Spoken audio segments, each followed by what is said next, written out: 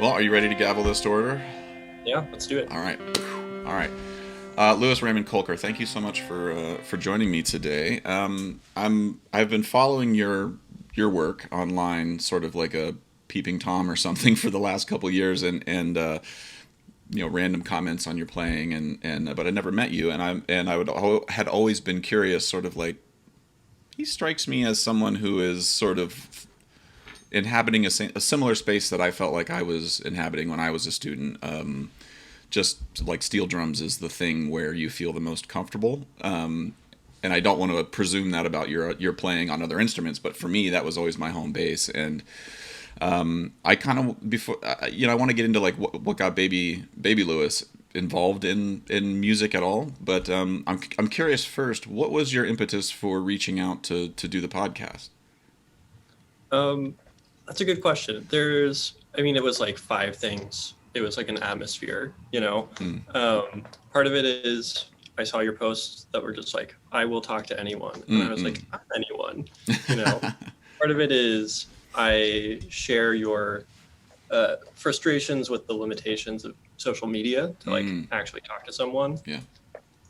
I had been listening to a couple episodes. You posted some that I was just like, oh, I really want to hear Gloria talk. Mm. Mm. And I've just been like going down the feed a little bit. So, like you and the podcast were in my brain.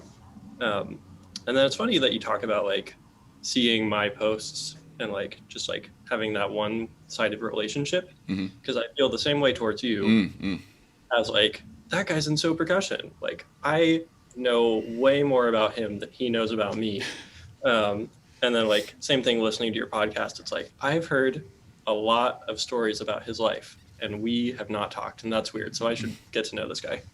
Well, I really do appreciate you reaching out, and it's Yeah. something I'm always surprised. I mean, as I do that, more and more folks are reaching out, which is a good thing, I think. But I'm always curious why fewer people reach out than I imagine. The number of people like participating in social media, I just Mhm. assumed that more people would want to talk face to face, and it turns out that's maybe not. I mean, I understand some people are more comfortable with text, and as soon as you have your face and your voice and your tone and your intent and everything is captured on video, all of a sudden the vibe is different. But I appreciate you reaching out. Well, I want to talk with you a bit about your like how you're studying in taking classes in Trinidad right now, which I think is one of the benefits of all of the remote teaching. I mean, Yeah, for sure. pre-COVID, you would have had to travel there to take those classes with Smooth Edwards and Sion Gomez and Mia, but and Josh. But can you just back up and tell me a little bit about Baby Lewis? Like, what got you into music to begin with?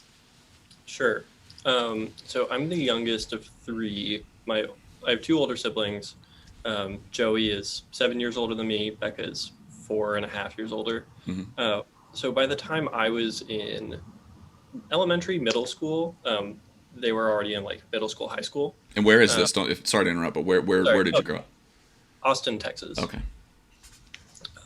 So like by the time I was a person with memory and Hmm. like could focus on the things around me, like I was going to high school football games and like hearing the marching band and like going to concerts. So my parents, neither of them are musicians, like officially, Hmm. but my dad really likes to dabble in piano. We have like a small, just upright piano in the house, Hmm. that he would just like play stuff on. He really likes Bach and like Joni Mitchell. Hmm. And then my mom is an aspiring amateur cellist, Hmm. but she just like jumps around between things so often that like she has never really had time to sit down and learn it. Mm. What do they do professionally? I mean, what do they do for a living? Yeah. So my dad is a lawyer Hmm. and like has been just like very steady, just like practices civil law, and has been doing that. He and his partner just like have a firm, and they've been doing that since forever, Hmm. basically. Hmm. My mom was a lawyer, took maternity leave when she was pregnant with me, didn't go back to being a lawyer, did grad school from when I was in like 5 or 6 years old Hmm. until basically like through I was in middle school. and did her master's and PhD kind of in anthropology and English and Mexican American studies. Mm.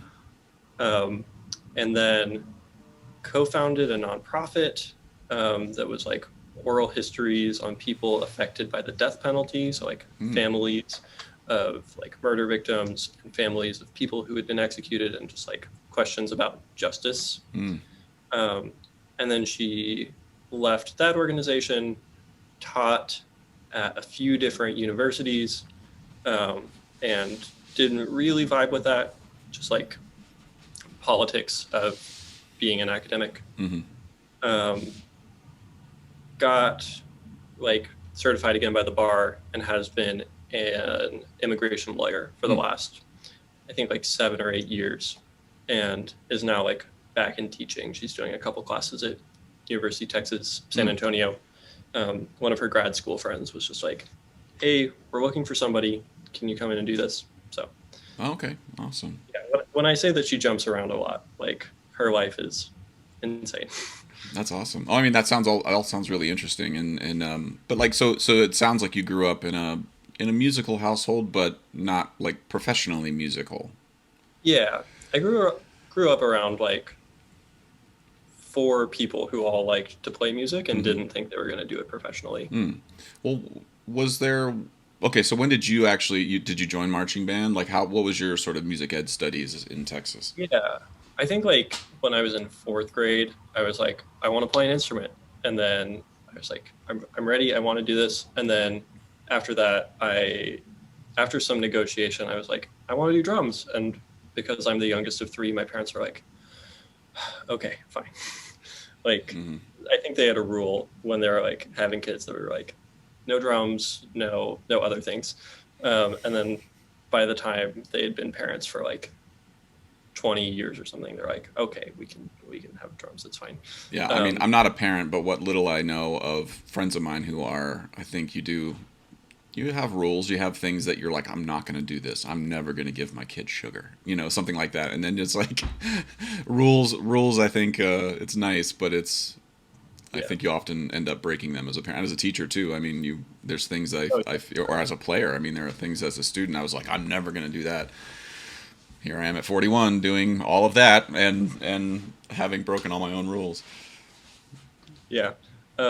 So I started on drum set, then I did the like middle school band track, just like 6 through 8, high school band 9 through 12. And there I did like marching band, we did percussion ensemble, wind ensemble. And then I got into steel band like 8th grade. At the middle school, there's just like a 1 semester elective you could take. What was the school? Keeling Middle School. Keeling. How do you spell it? Kealing. Okay. Keeling. Which I don't know if they still have that steel band running. It's like the kind of deal where they have 3 band directors there, and each of them teaches like first, second, or third band, and then they all split up the beginner classes. And the beginner percussion teacher was a horn player. And when she got hired, they're like, oh, you're also going to teach a steel drum class. So just like go to this community steel band and kind of learn what's up. And so that was Inside Out Steel Band with CJ. CJ Mangi. Mangi, am I pronouncing his last name? Yeah. Okay. And so she had that steel band class. I did 1 semester, like the beginning of 8th grade. And it was like a weird vibe because it was mostly people who were not involved in band. So it was like very beginnery, very simple tunes. I think we played like Sodanko Samba and Pixis. And what was the other one? Pixis by CJ. Okay, all right. And then one day I was in wind ensemble, and CJ like came to our wind ensemble rehearsal at the beginning of class for 5 minutes to be like, hey, if there are any people who play pan, we're doing an after school steel band for middle school students at the high school, at McCallum High School. So I'll be there. Matt Ehlers, the high school percussion director, will be kind of in and out of those rehearsals. And it's just like after school steel band thing you can do. And I remember being like the only person in the wind ensemble percussion section who was playing pan. Mm-hmm. And so one of my friends, Taylor, just like nudged me. She's like, hey, you should do this. And I was like, all right, cool. Why not? And that really, like, CJ is still like a close friend and mentor and colleague. And so going to those rehearsals made me want to play pan. And then I went to the high school, and they have a really phenomenal steel band program there. This is at McCallum High School?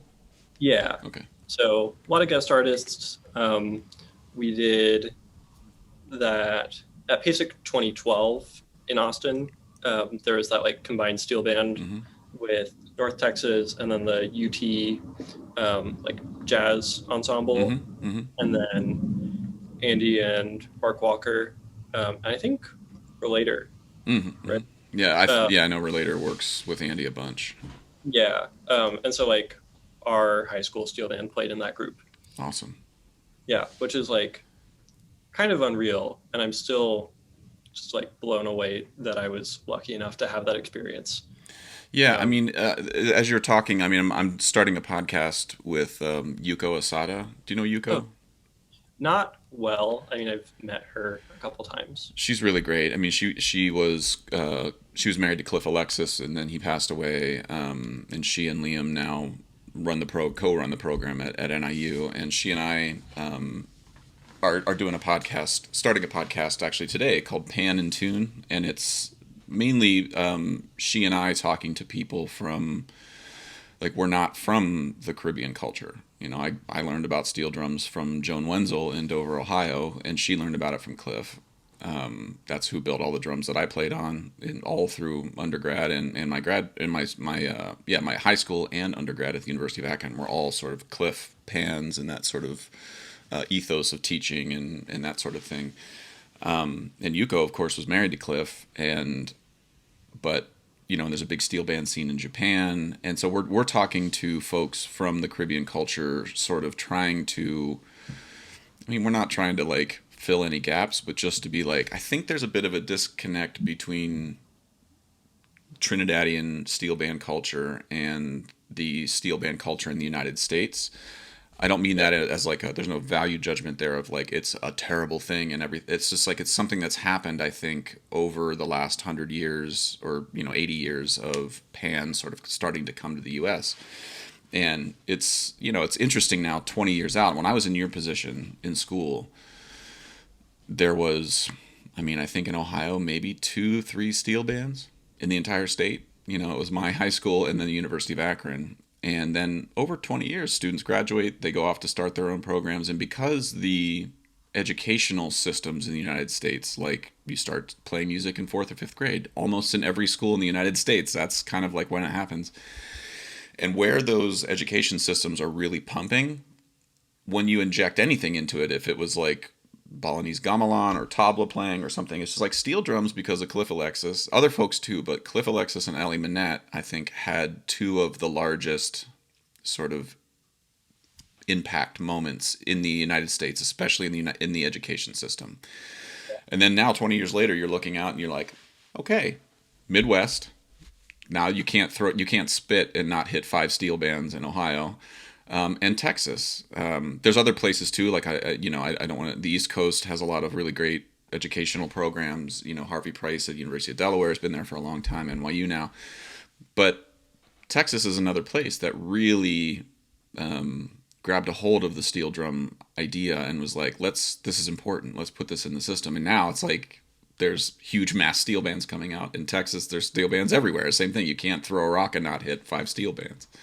I mean, for you coming up in this system, how much of that was clear to you that was what was happening, or how much of it, now that you're sort of, you're taking classes at UTT down in Trinidad and you're starting to plug yourself in directly to that culture and that sort of stream of information, is there anything you're noticing as a student now? And pardon me, how old are you? I'm 26. Okay, so you're you're not a student anymore? I am taking classes, but I'm probably like on my last leg of studenthood, unless I go for a doctorate, which is a whole other conversation. Yeah, no, I know. I was like, nope. I didn't even think about going to get my doctorate because I didn't I just didn't want to go to school anymore. I was kind of burnt out. But I mean, that's no reason you shouldn't go get it. But I want to ask you, like, what is there anything as a 26-year-old sort of coming up on being a former student and your foot is starting to dip into the sort of professional non-school world for a while? What are there any? Is there anything you're noticing in the state of affairs in terms of the education system in steel drumming that when you started working with people like Mia and Smooth Edwards, who are, Leon Smooth Edwards is like the horse's mouth. I mean, he ranged for Trinidad All Yeah. Stars for how long? Won several panoramas. Like he's a beast. Like, what is there anything you're noticing in terms of any disconnect or things that like, oh wow, we didn't talk about that at all?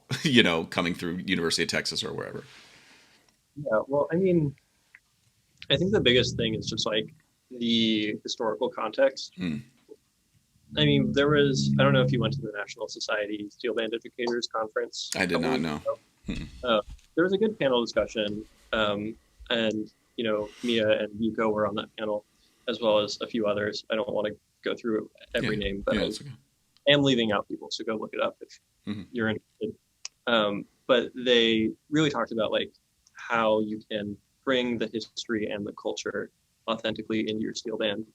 And I think like the biggest common issue for everyone was just like, this is a performance-based ensemble, and how do I teach a musicology credit during that ensemble, and how do I do it justice? Hmm. And how do I do the ensemble justice by like having them play, 45 minutes every day? And so that's something that I feel like was actually handled very well Hmm. at McCallum. We worked with Liam. Ray Holman was there when I was Hmm. freshman. We brought in Jonathan Scales, Andy Norrell. Like we've worked with a lot of really awesome people. And so the distance from like the culture was not that far, Hmm. especially given how far it can be, just like in Central Texas. Yeah. Uh, but the thing that I've noticed is that like the story that I knew about steel band history was very like concise, and like someone drew like a nice neat straight line from the like late 1800s, or 1497 to the late 1800s to now, whereas like the first thing that we talked about in this history of steel band class is like, yeah, there's like 5 different histories for anything, Hmm. like Hmm. everybody has an agenda. Like some people will say that like this person was the first person to do something because they were the first person to be seen by a journalist doing it. Hmm. Some people invented something and didn't talk about it, and some people are lying. Like everyone has a different reason to say what they're saying, Hmm. and so you're always like definitely threading the needle of like, what can I find that I can like qualitatively say? Like I think it's a fair statement to say that Neville Jules invented the bomb tune, but that is after like seeing it in 8 different places and seeing like accounts of the minuet in G in Hmm. 57 and being like, okay, I as far as I can tell, this didn't happen before, and like someone can and like might prove me wrong, Hmm. but like there's very few things that I feel comfortable asserting. It's like Taspo went to Britain in 1951. Like that's it. Yeah. That's kind of all. Yeah, no, it's interesting to me. I mean, one of the things that I've been trying to be more self-reflective of as a teacher and a player, and I think I was fortunate to get to work with Cliff Alexis real early on, like when I was in high school. The first thing he did was show me 2 scars on the back of his head from where cops beat him when he was a kid playing pan. He was a bad John. He was a gang member, and according to the cops and the upper class in Trinidad when he was a child, and that was the first thing he said to me. Like I'm trying to like when I go through my life, the first thing I say to people is usually like, "Hey, how's it going? Nice to meet you. Like, what are you into?" Like, I'm and as a 17-year-old kid meeting Cliff, I was like, that was the first. Well, it was the first time I had ever met anybody who was not the same skin color as I was, and like was in a conversation with somebody trying to understand what they were about. And I was like, okay, wow, that is crazy that's the first thing he said to me. Mhm. And then I get older and I start to learn about what police violence is and what oppression is, and I was like, and then I start to be like, my synapses are like connecting back to that initial conversation. I'm like, okay, oh, okay, that's what that was. Cliff was telling me about it. Wow, how is that manifesting? How has that manifested in society? What has that done to populations of people in the United States? And we have George Floyd. We have all these things, and then when I look at how that stuff historically contributed in this really awful way to the birth of Pan, which is a beautiful thing. Like, history is messy and it's terrifying and it's awful and it's all of the things. But you're right in the sense, like, the more I talk to people, the more I'm like they're like, no, no, no, no. I mean, Cliff even had these arguments with me. He would get in arguments with me about like what Ellie did and what Ellie didn't do, who invented the harmonic, like who discovered Anthony Williams with Pan Am North Stars and all of these things. And you go back and you look at Pan Am North Stars and you see 1962, right? The first panorama. They win with Dan is the Man in the Van. Anthony Williams discovers in his messing around with tuning the harmonic, so the drums start to get brighter. The voices of each instrument start to like take a little shape, and then you hear the panorama the next year, Mama This Is Moss by Lord Kitchener. The band sounds completely different. The arrangement sounds completely innovative because now every instrument in the band has its own unique voice, harmonically speaking. So he starts to write for the basses. In 1 year, this whole like the panorama thing gets tipped on its head to being this homogenous sound. Yeah, there's different instruments, there's basses and stuff, there's no engine room. But then the next year, all of a sudden, you now have like 9 distinct voices. Yeah. Then you can fast forward, you look at people like Jit Samaru, you look at people like Bugsy. It's, because Anthony Williams rebuilt an entire steel band in 1 year, all of a sudden now the arrangers have like, whoa, this another palette upon which to paint and do their thing.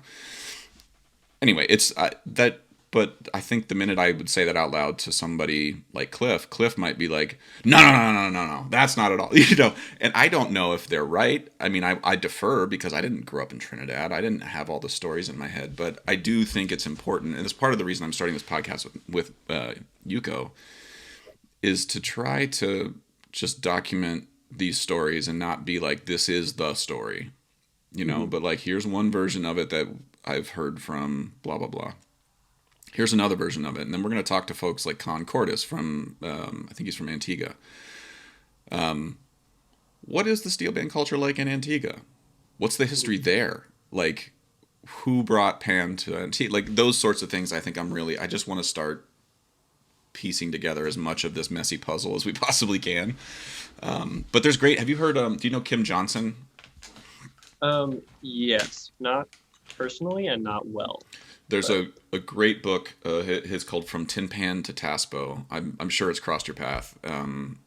It's really, really great. Another one called The Steel Band Movement by Stephen Stempfli is also really good just for folks. But Kim Johnson, he has another one called The Illustrated Story of Pan, which I think is out of print, but I messaged him the other day, and I think they're... I feel like I saw a picture the other day that was like, our books are over there, and it was like a circled like somewhere in Trinidad. Yeah. So anyway, I think it's important for students and teachers to inject this sort of the historical context. And on a nuts and bolts level, for me, I'm curious for you too, like the engine room has been the biggest thing, like the feel of an American steel band versus the feel of a Trinidad or a Caribbean steel band. It doesn't have to be all Trinidadians, but like that's the thing. When I went to Trinidad, I was like, the engine room, like as a teacher at NYU, I went for 8 years teaching there, and the engine room was the last thing I always dealt with because I felt the pans were like, that's where I got to focus, and my band just never felt really great. And then as soon as I started bringing in people like Jerry Williams and other drummers from Trinidad or Brooklyn, Sheldon Thwaites, to come in and play, it's like everything else clicked in because I now know, or at least I know more about the engine room than I did before. I mean, is that something that's clocked for you as well? Oh my God, for sure. So, I mean, a couple things. I just like every part of my brain wants to respond to that at once. Yeah, sure. Like the drummer Soka, Andrew Beaumont. I don't actually. Andrew Beaumont or Bromont? Brumont. Bromont. Okay. I think it's Brumant. Everyone just called him Soka, so Okay. that's how I know him. If you've seen the Soka sticks, those pan mallets, Okay. that's Soka. So I did the St. Vincent and the Grenadines panorama Mm-hmm. back in 2014, and not even like so much the engine room, like all of the accompanying instruments. I feel like I'm gonna get in trouble for saying accompanying instruments. All the You non could say background. I mean, background yeah, is a common term in Trinidad. the non drum set engine room players. Like we were rehearsing. I guess I was there for 2 weeks, maybe like 5 days before Panorama or like 3 days before Panorama. Soka shows up. He's gonna like be at all the rehearsals until the show. That first rep with him on the kit just like changed my entire world.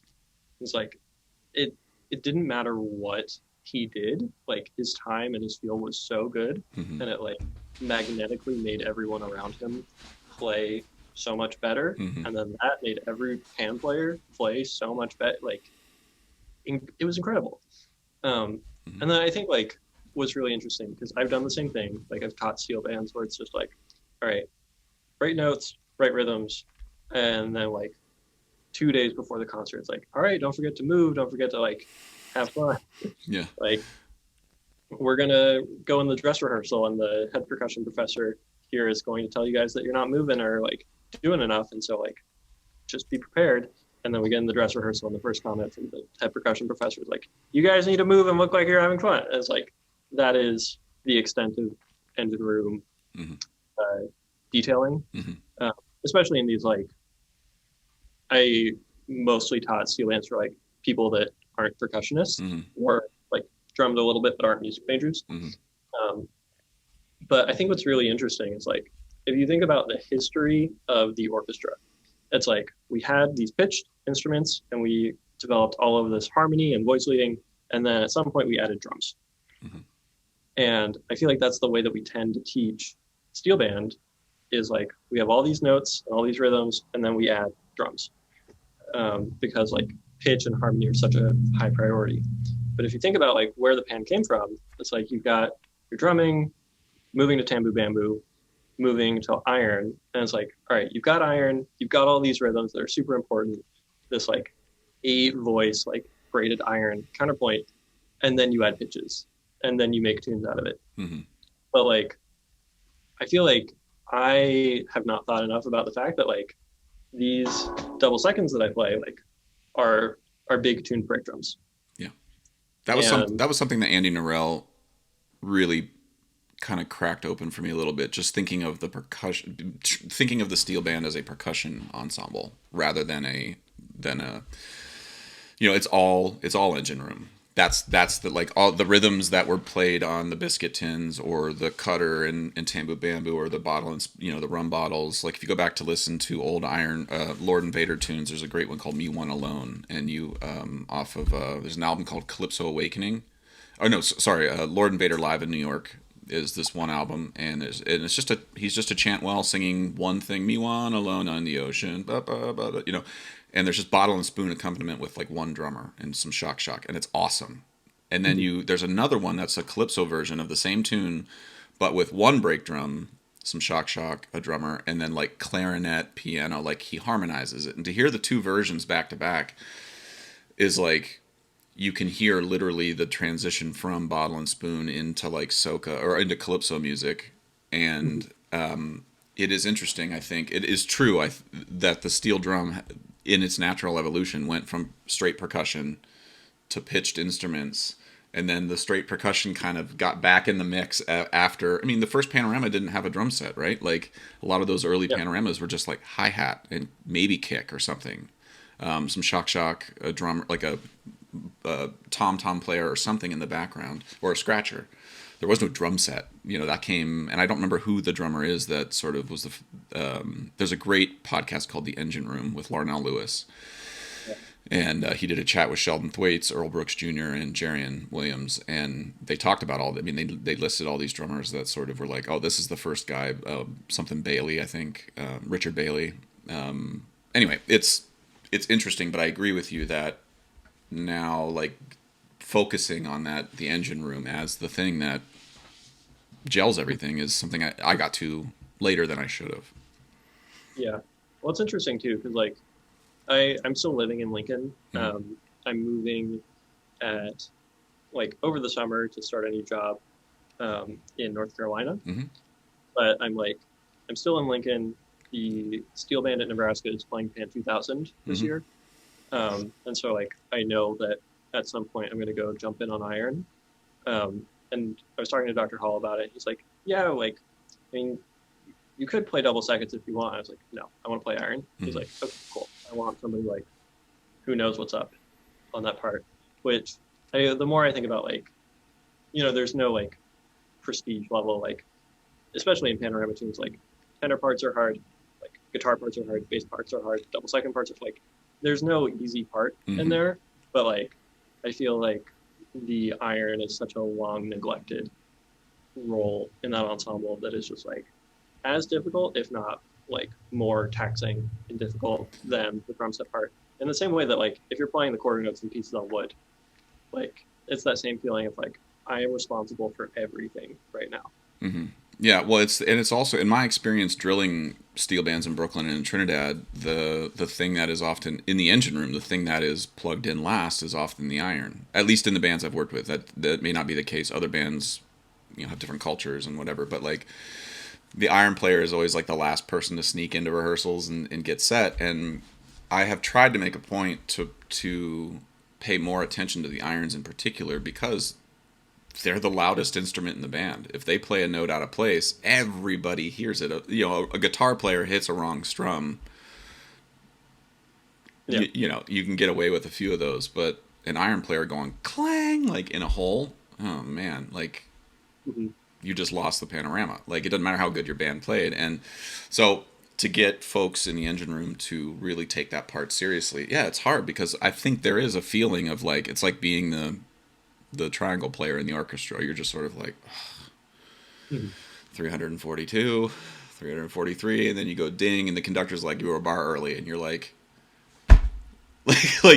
that's the weight of that one note is insane, and you don't feel like that's that important, but because it is so crucial and concise, your sound and what your role is, your role on the iron is to play E's and U's or downbeats or doubles or something, some variation, and just lock in with the drummer and never waver and get all the hits, and you've got to know the tune. And oh wait, you can't hear the tune because all you hear back in the engine room is just like white noise coming at you. Like I can understand why that's tricky, so don't give up. It's actually harder than playing the melody, I think.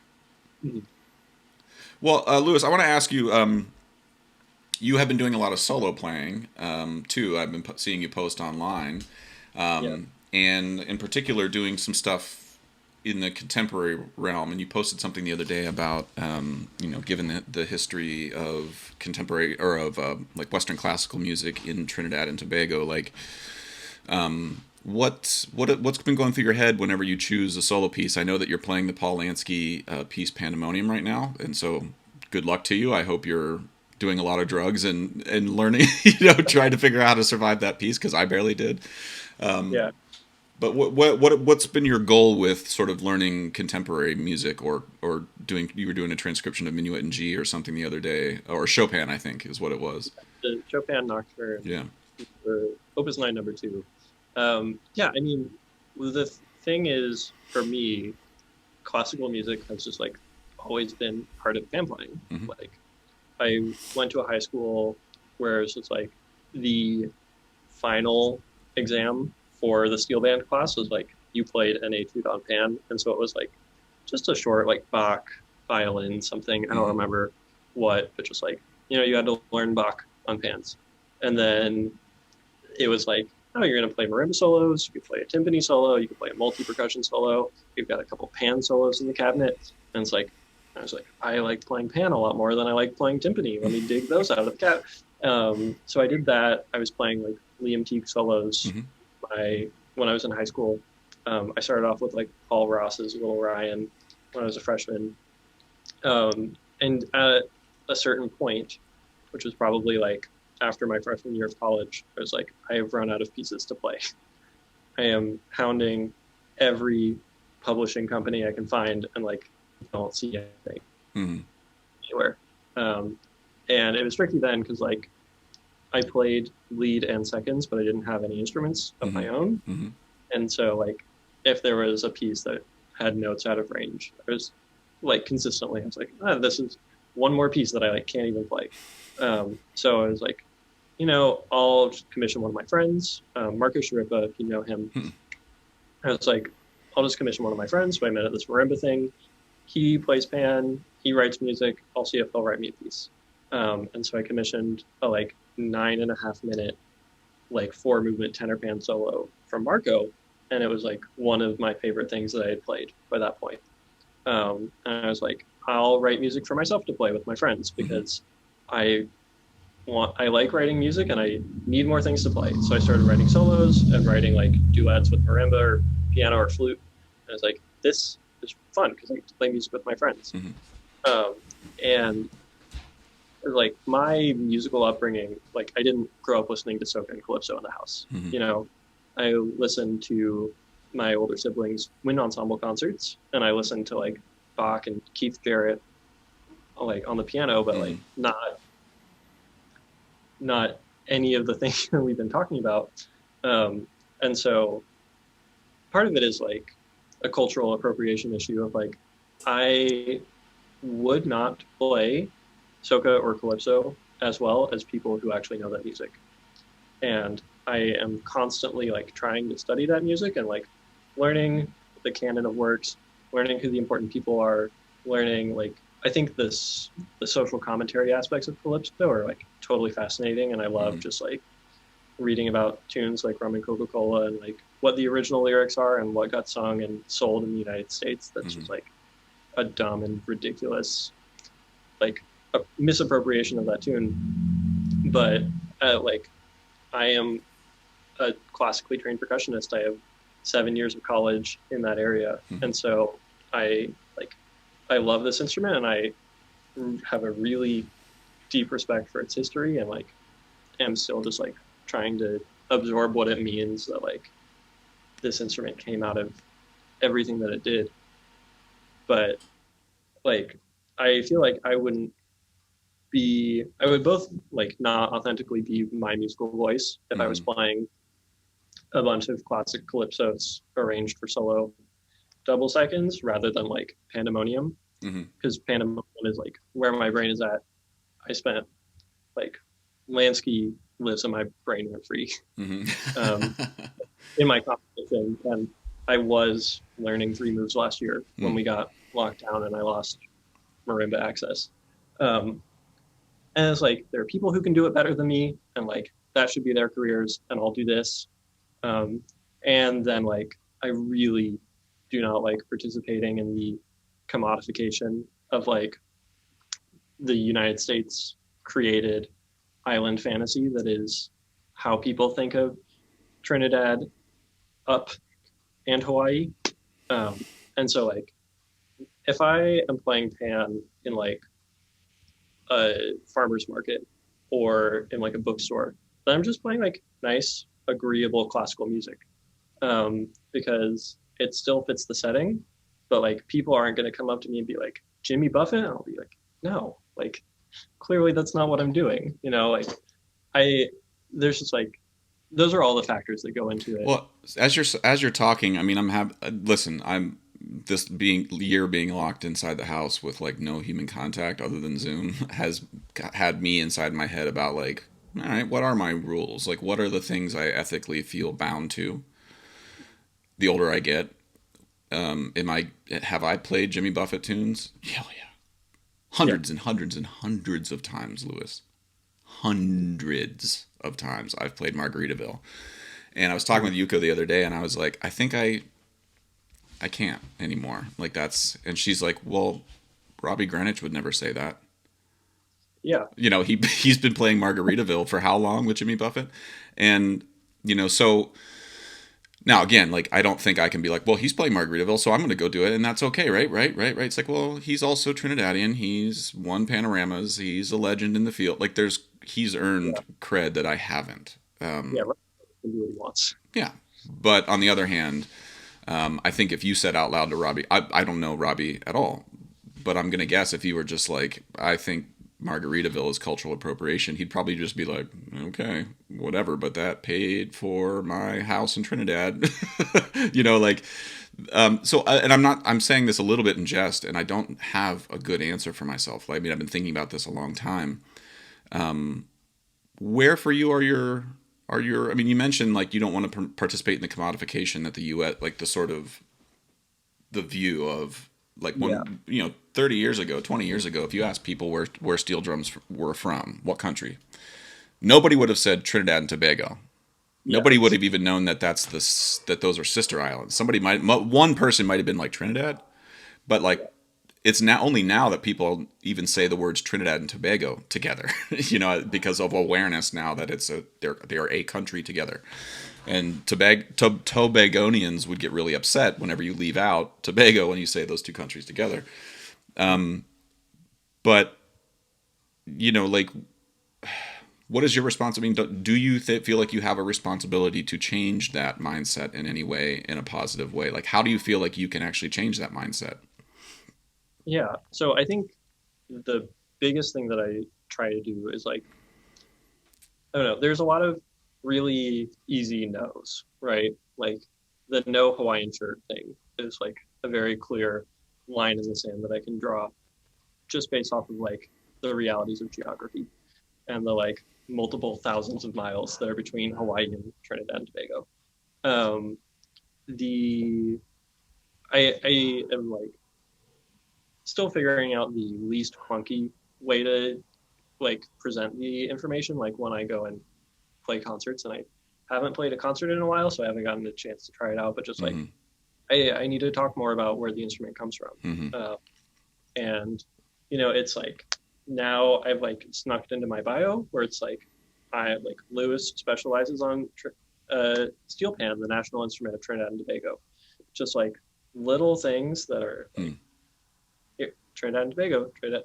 And then like the scholarship that I'm doing on like we were talking about that Chopin arrangement. Mm-hmm. The other really neat thing is that like not only has my relationship with pan always included classical music, just in terms of like the music that I've gravitated to, but like classical music has basically always been a part of Pan's history. Mm-hmm.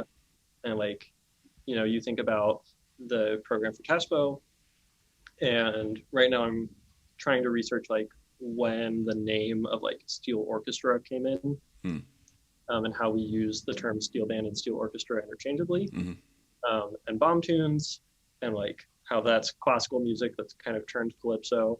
And then even like with Panorama, it's these calypsos that are turned classical through all of the like very recognizable, like it's basically a sonata form. Mm-hmm.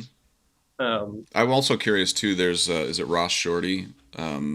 Also, like the Indian influence that he brought to the table that sort of pushed soca into calypso music and made that like that genre come up. Like that's also a really fascinating in terms of like who the patient zero is of like who started calypso music. Like I think I'm hearing more and more that like you need to look to Ross Shorty, like the Indian influence on soca music and the way that changed the feel, and then all that stuff. It's really really interesting, but not really documented that well. So yeah, yeah. So I don't know. It's like I know that my influence is not big enough that like if I start playing Pandemonium and I start doing like I did a concerto a couple years ago that I wrote for double seconds with orchestra, like mm-hmm. I cannot change the entire world and say like the pan is now a classical instrument in the United States, and like we are going to treat it as such, and it will be respected, and people will take a semester of applied lessons on it like they do on marimba. Like I can't actually do that, and if I never play Margaritaville, like people are still going to play Margaritaville. Mm-hmm.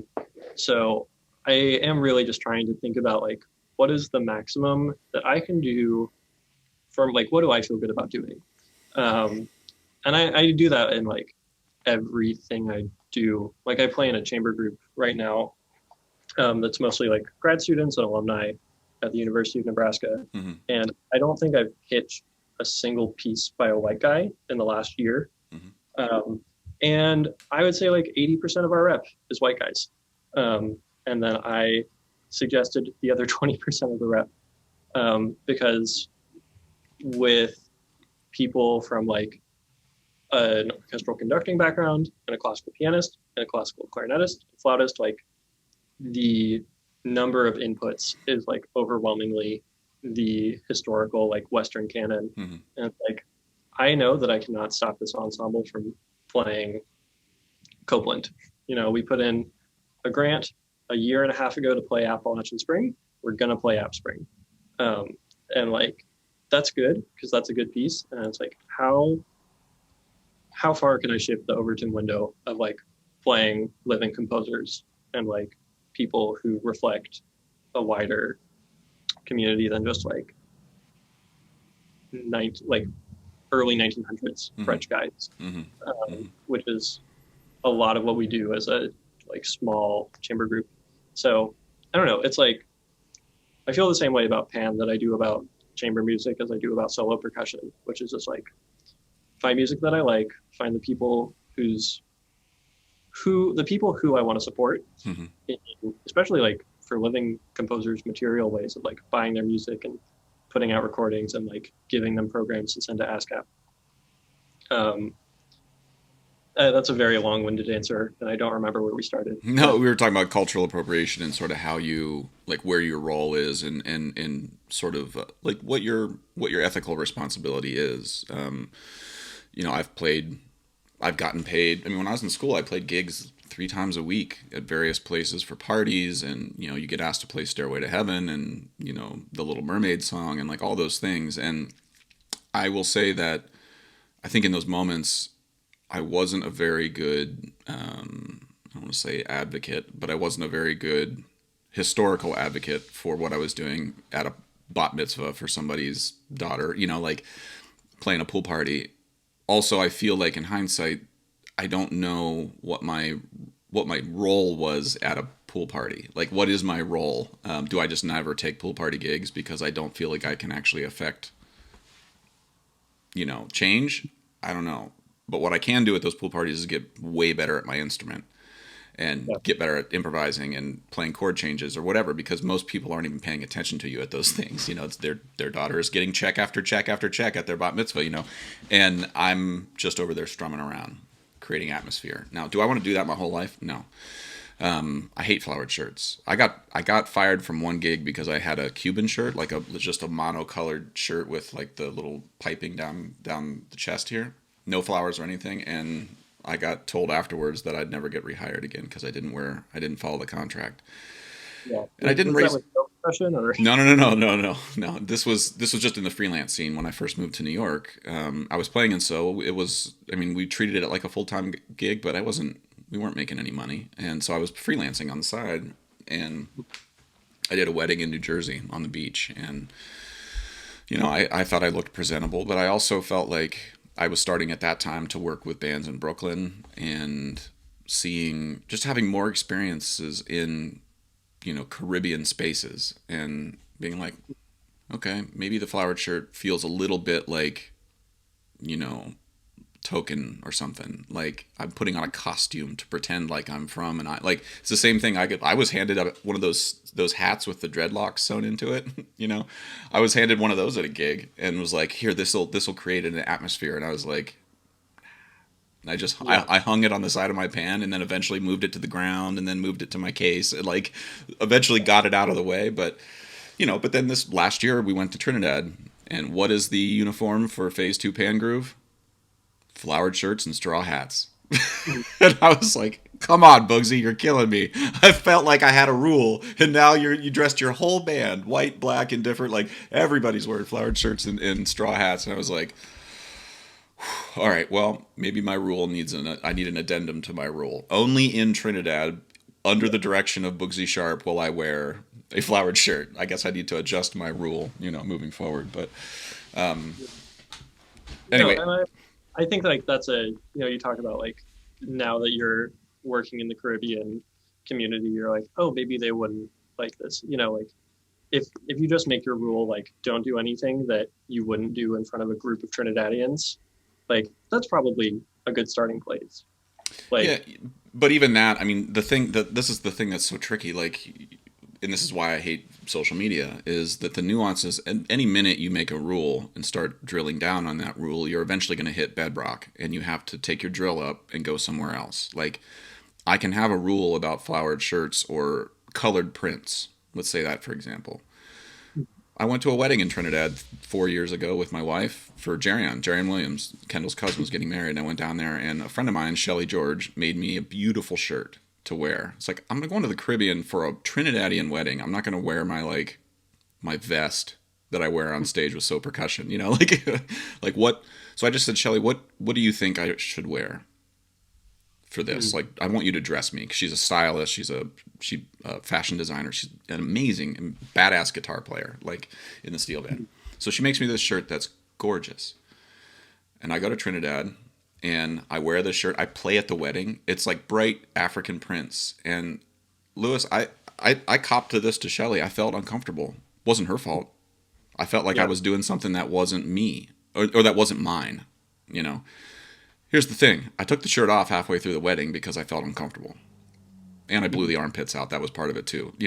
I was putting my pans away and I raised my arms and they just went pew, pew, and had gained a little weight since she measured me for the shirt. And I came back to the wedding with my normal shirt on, or my shirt I felt more comfortable, not normal, the shirt I felt more comfortable in. And everybody, we were the only white people at the wedding. Every single person was like, "Where's your shirt?" Like, it felt to me like now I had done the opposite thing. Like, I had offended somebody because I felt like it was clear. So, like, I cared about it. Mhm. My intent was clear. I think everybody in the room knew I was like wanting to show respect. I wanted to show respect to this culture that was welcoming me in, and they all read that and they're like, cool, you know. And I took the shirt off, and I got more shit for taking the shirt off than I did for wearing the shirt, And so then I start to ask myself, am I more afraid of my white friends calling me out for cultural appropriation, or am I more afraid of my black friends calling me out? And I think the older I get, I'm getting more afraid of my white friends than I am of my Caribbean friends in terms of the rules that I set for myself. Anyway, all that's to say, like, I think I don't even have an answer anymore about the flowered shirt, but it's striking to me, the more I get in the mix and the more I learn and the more I become close to people, that your intent is absolutely the most important thing. If you're just genuine, most people, of course, there's some folks who are not ever going to think that you're doing the right thing. But in my experience, it's just been like, they just are like, what are you doing, dummy? Go put that shirt on. I was like, well, I blew the armpits out. They're like, I don't care. The number of people who were just like, go put the shirt back on. Anyway, just to say, it's that those are things I'm learning. And no matter what my instincts are, sometimes I'm usually doing it because of a way I feel, not because of a way I'm actually being perceived. Mhm. Yeah. But, that's neither here nor there. I'm curious for you, working on Paul Lansky's piece. I started commissioning works for double seconds and lead pan when I was in grad school, and made a point to talk to people who didn't commission people who had zero relationship to the instrument, because I was really curious what people who didn't bring any sort of not ideology but idiomatic approach to the instrument. Like, there are just things that, because you and I are double second players, that major seventh chords, like, you can just rip those off and it makes you sound amazing, but like, you're like, I'm doing the easiest thing I can do on this instrument. Or chromatic scales look really awesome, but it's one of the easier things we can do. I kind of wanted to avoid that a little bit, and so people like David Lang wrote a concerto part for me that has double seconds in it. Paul Lansky, Mark Danziger's, Oriana Webb, who was a friend of mine in school, wrote a piece. Paul's was the first one. Well, Dan Truman wrote a piece called Rink for me. That's also, it's 3 movements, crazy hard, has like a hi hat and a kick drum. Have you heard that piece? Yeah. I've listened to your steel drum CD quite a Yeah, bit. it's like a piece that I feel like is in a time capsule that in like 15 years I'll actually be able to play it live. Like, it's so hard that I just, a lot of overdubs on that recording. But it's important. It's a beautiful piece. But Paul's piece was like the first piece for me that was like, okay, this is playable, but oh my God, Hmm. I have to shed so much. Like, what for you were the biggest things jumping into this piece that sort of popped out to you as maybe new things for the instrument that you have to deal with? I mean, so this I'm coming back to the piece now. I played it my first year of grad school. It was like the first piece that I walked into my lesson with Dr. Hall, and he was like, "Yeah, we let's pick a piece I'm going to work on. You've been doing a lot of double seconds. Why don't you just like play one of these pieces? Like, we have Pandemonium in the library for some reason. It just showed up there." Hmm. And so I, yeah, I think like the thing about it was I'd never played solo music that was so tangly Hmm. and like so involved. Like, hey, we were talking about lickety licks, but like that one is just everywhere. And it's the kind of thing that makes a lot of sense on a keyboard, because you've got like your melody up here and then all of these like squiggly chromatic bass lines down here. And when that manifests on double seconds and like the middle of the second page, you're like both hands are equally participatory Hmm. in every line, and you're trying to voice out the high notes and you're trying to bring out a chromatic line and you're trying to like play dynamics, which is already hard Hmm. on pan. Hmm. And it really like took me a couple months of like I would practice 4 bars at a time and then I would just like sit on the ground and try and absorb. Like I really spent. I still get like the memories on my phone, and it's like 3 years ago, and it's like on the ground looking up at the pants. Well, that third So the liggity licks, like working backwards, liggity licks for me, is like it does a thing. Like if I was writing an etude for pan to help people keep one hand in one drum and one hand in the other, and really learn where the relationships are between fourths and fifths mhm, between your two hands. Like there's so many. If you took all the double stops, all the fourths and the fifths, and deleted every other note from the third movement from liggity licks, you would just have like constant chromatic movement, but all fourths and fifths. And it's like that is a thing that doesn't happen in pan writing that much. Like sometimes, in panorama stuff, you'll have a lot of those double stops, but it's like short bursts. But for 3 minutes straight, it really cracked my brain open, and I definitely was thinking of the thing in two quadrants and like, oh, okay, if I just do this, that's always going to get me a fourth, and if I do mhm. this, it's always going to get oh, okay, like, and yeah, it's just like a weird Gordian knot that just keeps winding back on itself, Yeah, and yeah. Well, I think like the tricky part about that for me is like now that I'm going back to it, and a lot of the muscle memory is gone. I'm relearning some of those trickier bars and saying like, all right, what is my left hand doing? It's playing these 5 notes in a row in like this order. It's like, hmm. all right, I don't like it, but I can deal with it. And so I think that's been what I've been trying to do. And then also just like I think the first time I played it, I was so absorbed in like I have to hit every note. My hands are moving all the time. And now that I'm back to it, I'm just like, this beat could breathe. This could take a little bit more. That like Hmm. da da da da da da da da da da da. Like there's so many moments and like opportunities that like it should. It's such a cruel piece because it sounds so effortless if you're not playing it. Yeah, well, and the thing that with in my workshopping with Paul, and I don't know if this will help or hurt you. I mean, Paul was very much in favor of, like, he's worked on computer music most of his adult life and has only in the last 15 years really been investing in humans. And so and the way I've been approaching music and panorama, like there's not a whole lot of like rubato in panorama music. Everyone, I think there's like 3 panoramas I can think of maybe off the top of my head that have any sort of tempo change in them. And so it's just not part of my practice. So when I would learn these pieces, I was just like, I wouldn't just turn the metronome on and play for Paul, but I really wanted the grid to be clear. And so I had very little rubato, a little bit here and there, getting in and out of fermatos or something. But Paul was like, man, this needs to swing more and like really take your time here. And it was like he was all about that human sort of just like injecting a little bit of human in there and then seeing like where you can. And so some of those harder phrases, I would sort of put a little bit of air in them, mainly in the first movement I found in Cakewalk, because that one to me was, I think, the hardest of the three. Lickety Licks is like hard just because like once you start your hands moving, you just never Yep. get to stop. Pandemonium or Cakewalk, you have some moments where of stasis where you're kind of like, okay, what's coming next? And then it's like, and and it doesn't lay well. It doesn't lay like a panorama does sometimes. Like he's not thinking of those chromatic lines and the melodies on top of it in the way that Bugsy might. Yeah. Where there's a flick of the wrist that Bugsy's done 70,000 times. That's always going to get that same sound, and then everybody in the group can go, boop, boop, boop. But Paul's not, he doesn't care about that. He's just like, what does this sound like? Which is why I was curious to talk to people like Paul who have no relationship. Like, what is the thing they're going to ask me to do that pan players might not ever think of because we have lived with this instrument? And that includes people like Kendall Williams. He's one of my dearest friends, and he can play the instrument inside and out.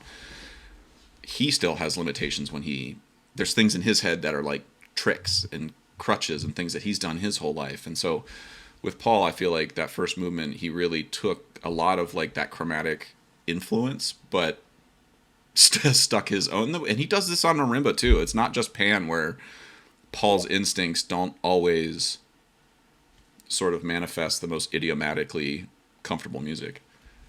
Yeah. No, for sure. And yeah, it's just such a neat piece. It's such a good addition to the repertoire.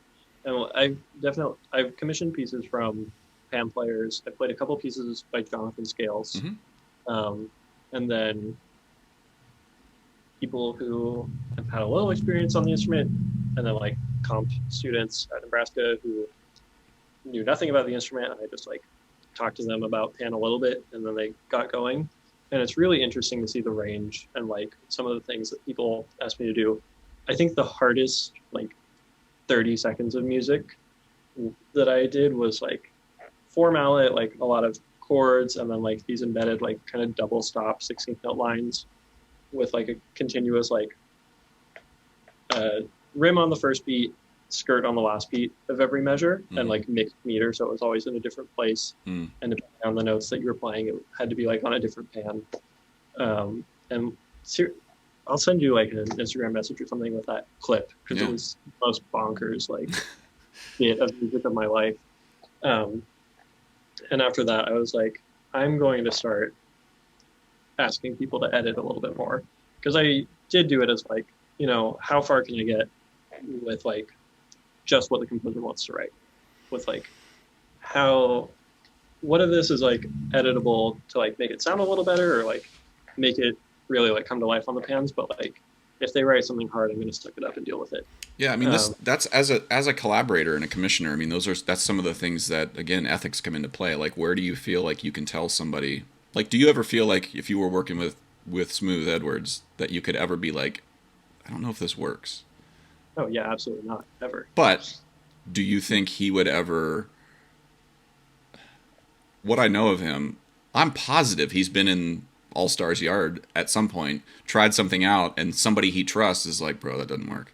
And he's like, all right, we'll try something else. Like maybe you didn't, maybe you don't see that. Maybe it's done off to the side. Maybe it's done on the phone at night after rehearsal. Like, I don't know. But he's a really nice guy who is very successful. And what I know about very nice, successful people, including Bugsy Sharp, is that they take feedback from their friends and people who they know really well and who play their music a lot. And we've played Paul's music a lot. And Paul falls into the category for me where I actually have to keep him at bay. I actually have to keep him from editing stuff, because there was one passage in Cakewalk where a pattern starts on a G sharp, I think, and it's like like all the way down or something, and I kept fucking it up.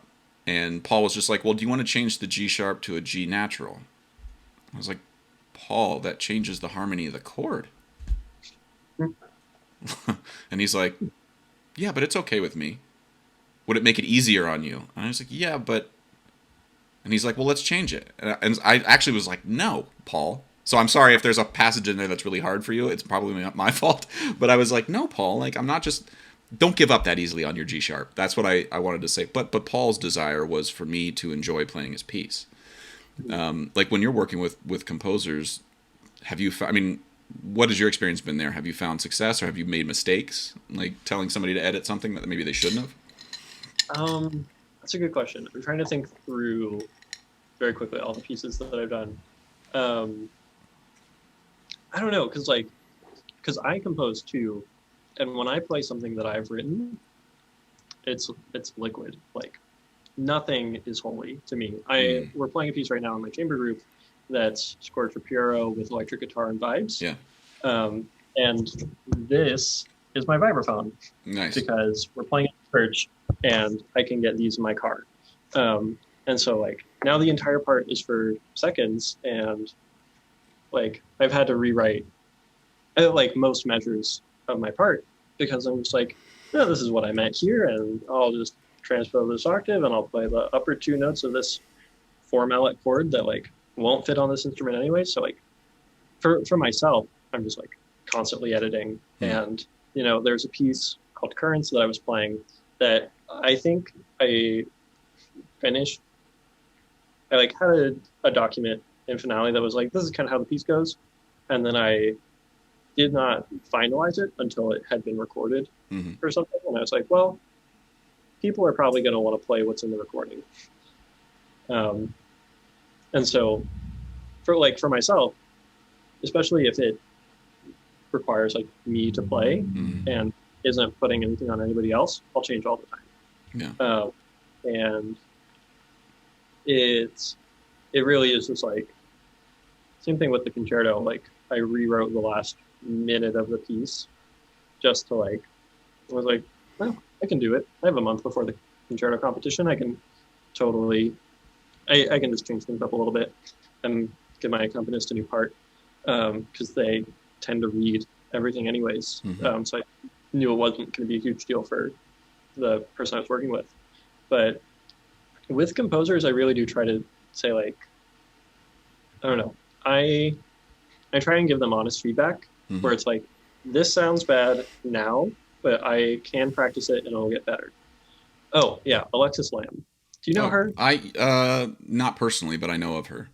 Yeah, you would really like her. She's just like a very thoughtful person. Mm-hmm. I met her in the expo hall at PASIC one time and Mm-hmm. talked to her for about 5 minutes, Mm-hmm. and I just like wanted to go back and keep talking to her. Cool. I'll look her up. And she came to Nebraska last year and did a mini residency, actually right before we quarantined, which has like that's the last time I like hung out with someone and went to a bar.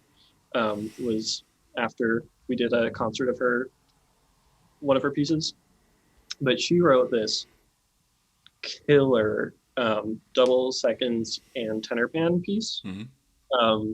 that just like it's really beautiful and like a lot of like layered voice, like Bach keyboard kind of writing, Mm-hmm. and then just like some angsty stuff Mm-hmm. in the middle. And so I feel like during that process, I was taking videos and I was like, this is very hard and I can practice it and it will be better. And there were a couple of spots that I was like, this will be a lot easier if I change these notes to be this. Like, how do you feel about that? And some of them, I think like the one thing that I really tried to veto, she's like, no, I like it. I like it exactly how it is. You sound good. Yeah, that's And sometimes is the like you think you sound bad on something, but a composer is okay with it, and that's your problem to deal with, not theirs. If they're okay with it, then you have to kind of let it go. yeah, well, and I think some of it was like, there was a lot of like grace notes into like rolled chords. Uh, Mm-hmm. and so I was like, there's no way that I can play this in time. She's like, yeah, just like make it extra out of time and it'll be fine. Just like play loud and aggressive. And that's more of what I want. Mm. And so I was like, okay, I feel better. Yeah. There's some responsibility that I was feeling that is not an actual responsibility. And that's nice to know. Yeah, the phrase "it's totally doable" is I find myself saying more often than not in composer readings. So gets asked to sight read stuff all the time, Yeah. and I'm often sight reading on pan in those contexts or vibraphone or whatever. But there's stuff that comes up, and I totally crap all over it. But I can look at it and be like, all right, that's going to take me 25 minutes to practice. I'll be fine. And then that's my job, just to say to the composer, like, don't judge based off of what you're hearing. Like, it's totally doable. I just need to work on it. But 4 weeks later, after working with the composer, you gain more trust.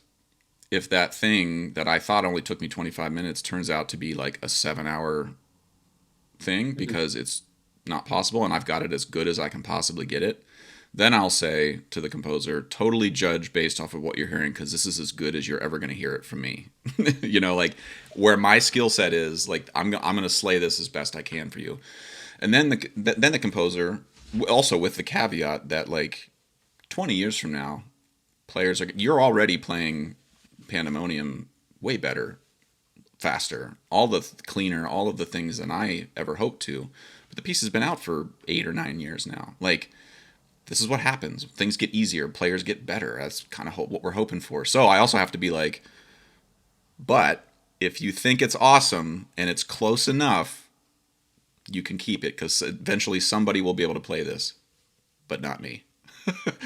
Like those sorts of just being honest with composers, and that it leads to good discussions because then they're like, well, what would make it flow for you? Well, if you took out these quadruple stops in this one spot and I only had to use 2 mallets for the whole thing and you just made those quadruple stops double stops on tin cans rather than 3 tin cans, honestly, then I can just drum. And then they're like, oh yeah, I didn't care about the triple stops. You're like, well, okay, great. That's the thing I spent 7 hours on, for God's sakes. Like, well, I wish I'd have had this conversation 4 weeks ago. So anyway, things like that. It's a process. Like you have to build trust with somebody. You don't walk into the first rehearsal with Smooth Edwards in All Stars and be like, Mr. Edwards, I think this tenor bass line would be better if we left out the G sharp. Like, yeah, it's not the time or the place. Your job is to shut up, play that really hard music, and then if eventually, at some point in the next 20 years, Smooth Edwards asks your advice, then you can give it. But it's. When in Rome, you have to figure out which Rome you're in, I guess, is that's the hard part. Yeah. No, and I like that.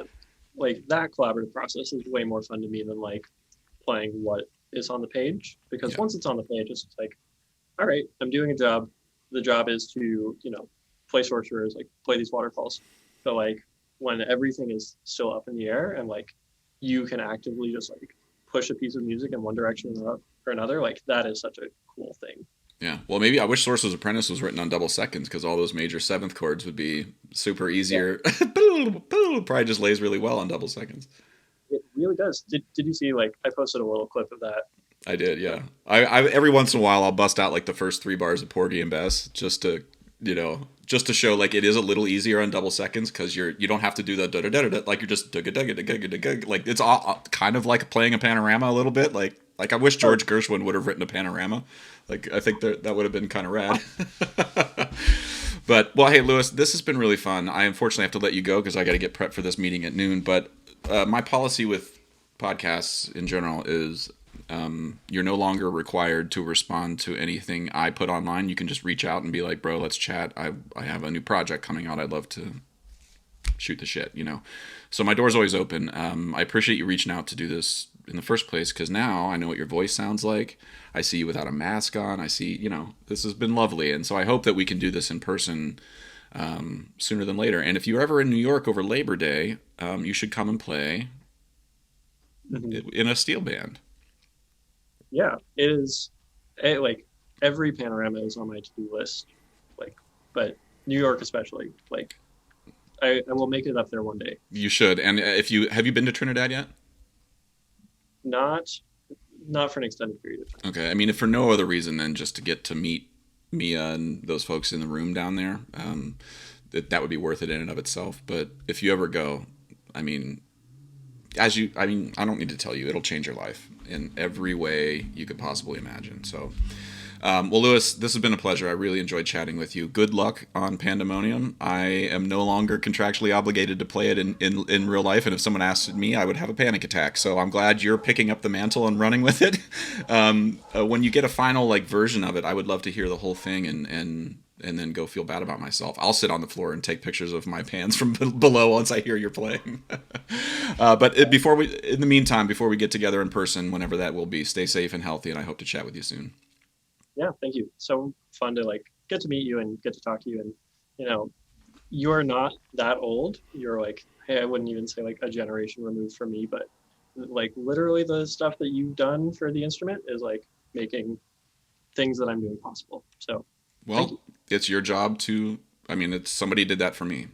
And so, Lewis, whenever you're 41, make sure you're doing that too. And get be in the room with Trinidadians as much as you can. I think that will also blow open your practice, and you'll feel a little bit, like I was saying, just a little bit less sacred about some of the rules I had growing up. Like the minute you get in the room down there, you realize like, yeah, there are rules, but the prioritization of what is important, community, being in the room with people, making something, it's kind of like none of your rules are allowed in that room. Like there's a new set of rules, and that for me is like when people talk about safe places they want to work and be in, like it's not a comfortable place. I mean, you have moments of discomfort in a pan yard, but to me, it's one of the safest places I've ever been in every aspect of my life. So I really hope you get a chance to experience that. And if you ever want help, or you're coming to New York, or you're going to Trinidad and you want to hook up or get advice on where to stay or whatever, don't hesitate. Okay. Sure. Cool. All right, Lewis, take care. Stay healthy. We'll chat soon. You too. Bye. Hey. Okay, I hope you enjoyed that conversation. This podcast is brought to you by Liquid Drum, liquiddrum.com down in Waco, Texas. My good friend Todd Meehan runs an amazing percussion company down there. Great merch, great content. Check him out, liquiddrum.com. Also, Kyle Dunleavy, dunleavypans.com, DUNLEAVY pans.com. Kyle Dunleavy makes and builds all the steel drums that I perform and teach on in So Percussion, as well as at NYU and Princeton. He's an amazing tuner builder, just a really nice guy, very dependable. Check him out. If you are interested at all in steel pan advocacy, want to learn more about the goings-on in pan in Brooklyn, check out paninmotion.com. My good friend Kendall Williams, Jerry Guy, Trisha Guy, and Arisha John run an amazing organization called paninmotion.com. Check them out. And finally, Alejandro Mirage runs an amazing clothing apparel company in Brooklyn that is steel pan centric. You can check him out at mangochow, CHOW, clothing.com. I own a bunch of his shirts. They're amazing, very stylish, beautifully made. Check them out. mangochowclothing.com. Okay, hope you're well. Talk to you soon. Bye.